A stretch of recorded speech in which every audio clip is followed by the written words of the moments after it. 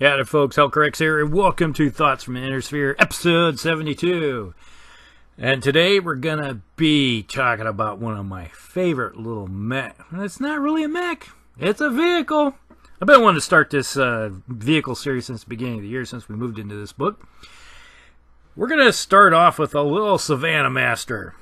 Yes, the Savannah Master. It's 5 tons of sheer terror. That's all I can say about this thing. If you've never faced a Savannah Master swarm, you have never faced something that can cause something to pull your hair out. Plain and simple. As you can see in the pictures here, I have a lot of them. So I have a Savannah swarm. I have 12 of them. And basically, let's just talk about the Savannah Master Hovercraft. It is a little 5-ton little hovercraft. It's a, let's hear it here, 1320. Move it. Yeah, 1320. If you don't want to go across the table, you're not doing it right. Let's just put it simple. Alright, heatsink 0. Hey, it's got an internal combustion engine. Actually, it's got a fusion engine, sorry. With that fusion engine, it has a whopping one weapon. One weapon only. A medium laser. Hey, it's fixed forward in the front. And now, let's just look at the armor factor. It has 1.5 tons of armor. Yeah, it doesn't seem like a lot, but try hitting this thing. It's almost near impossible, it seems like. Alright, so we got 10 on the front, 6 on the sides, and 2 in the rear for armor factor. Yeah, this thing doesn't really necessarily need a lot of armor. It can take a hit or two here or there once in a while. But pretty much you have to be very lucky to hit this thing, because just plain and simple, the hit modifiers. You try to hit something that's going over 10 hexes or more, yeah, the modifiers to hit this thing is nigh impossible. Especially if it's the only way to do this thing is just go full tilt, just haul across the table. Use that 20 to your best advantage.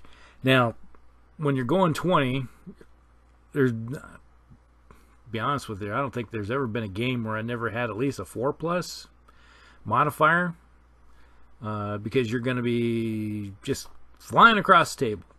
The 13's fine and dandy, but the way I use these things is that I'm going to be going full tilt, flank maneuvering all the time to get up there and use every bit of maneuverability I can to get in behind people. Yes, you heard it. Why shoot somebody in the front armor when you can just get in behind them? If someone's ever faced a Savannah swarm, you'll notice that suddenly they're putting themselves with their backs to the wall, literally, because if they've never faced one before, they'll learn really quick. Well, let's just put it this way. If you have a bunch of people that you don't like having around on your gaming weekends and stuff, that they're really becoming really annoying, just start using a Savannah swarm on them week after week after week. They'll get tired of playing against you and leave. Works. Plain and simple. Yeah. Because when you're trying to shoot something that is hard to hit, and it's always, no matter what direction you're trying to face, there's going to be a bunch of them, all right? And they're going to always be trying to get into your rear arc. On the very first turn or so, yeah, you're going to be facing in your front. But by turn 2, when you got something that can go 40 hexes, that's how many map hexes? Usually what? 10, 8, yeah, you're looking at 3, 4 map hexes in a single turn, just flying across.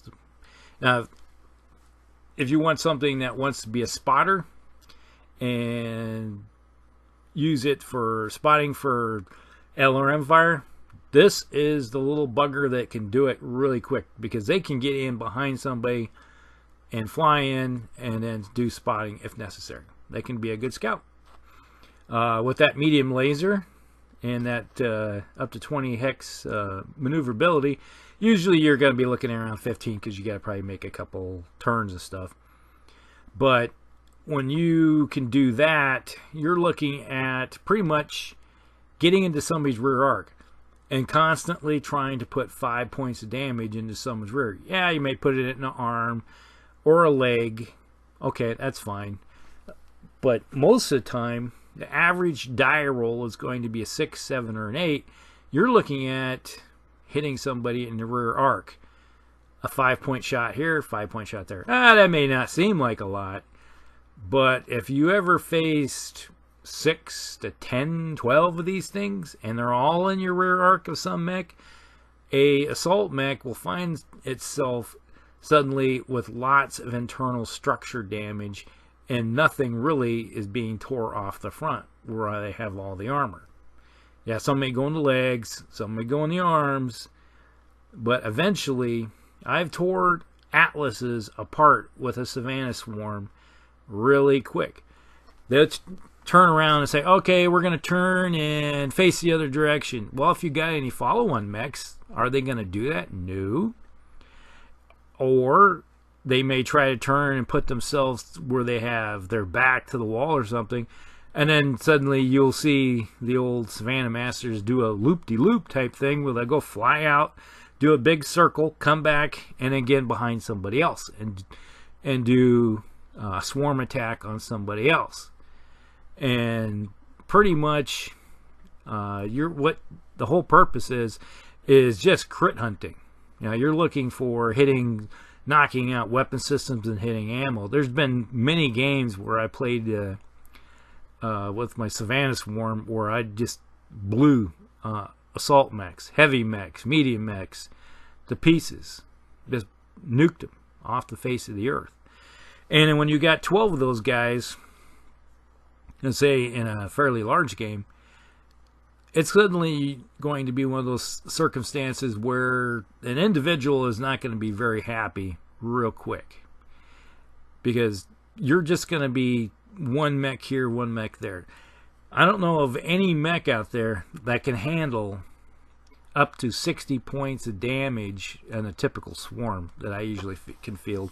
60 points of damage in the rear arc. Some of that, yeah, like I said, it's going to go in the arms and legs. But even half of that, 30 points of damage into your average mech, is going to remove almost all the armor off their back, and it's going to be crit hunting. And there's been times where I've just blew up mechs. Just hit an ammo bay, and kaboom. Or if you don't hit an ammo bay, let's say you hit like in an Atlas, you hit today, and it's an AC-20 or something. Take that out. Ooh, yeah, your big gun's no longer there. You hit an AC-10, or you take out a missile launcher or PPC or something like that on some mech. That is suddenly just softening them up real quick. Now, a lot of people, they don't like playing with vehicles. I've always said that a well-played conventional army, which is vehicles and infantry, will take down a battle mech army pretty quick. All right, because with a typical, when you look at battle value, for example, most of the time you can get 2 vehicles for the price of 1 battle mech. And the same thing goes for like these little Savannah Masters. Typically you can take, I think, was it three of them for your typical medium mech, and that medium mech, been many times, will have a hard time even touching a Savannah Master with all the modifiers. Try hitting a Savannah Master at medium range with all its mods. It's nigh impossible. You're looking at 12 most of the time. Yeah, occasionally they're going to get lucky.